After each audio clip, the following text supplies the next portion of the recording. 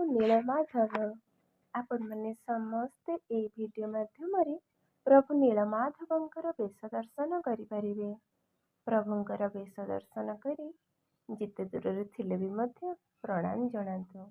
ନିଜର ଗୁହାରି ମନର କଥା ପ୍ରଭୁଙ୍କ ପାଖରେ କହି ମନକୁ ହାଲକା କରିଦିଅନ୍ତୁ। ଦେଖିବେ ପ୍ରଭୁ ଆପଣଙ୍କର ଦୁଃଖ ନିଶ୍ଚିନ୍ତ ଶୁଣିବେ।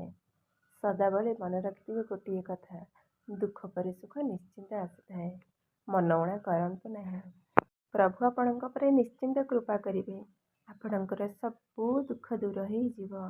ପୁଣି ଥରେ ସୁଖର ଦିନ ନିଶ୍ଚିନ୍ତ ଆସିବ। ପ୍ରଭୁ ମୋର ପ୍ରଣାମ ସ୍ୱୀକାର କରନ୍ତୁ। ଜାଣତ ଅଜାଣତରେ ଯଦି ଭୁଲ କରିଥାଏ ନା, ମୋତେ କ୍ଷମା କରିଦେବେ ପ୍ରଭୁ। ସଂସାରବାସୀଙ୍କୁ ଆପଣ କଣ୍ଠ ଘୋଡ଼େଇ ରଖିଥାନ୍ତୁ। ଆପଣଙ୍କର କୃପା ସଦାସର୍ବଦା ସମସ୍ତଙ୍କ ଉପରେ ଥାଉ ପ୍ରଭୁ। ଜୟ ପ୍ରଭୁ ନୀଳମାଧବ।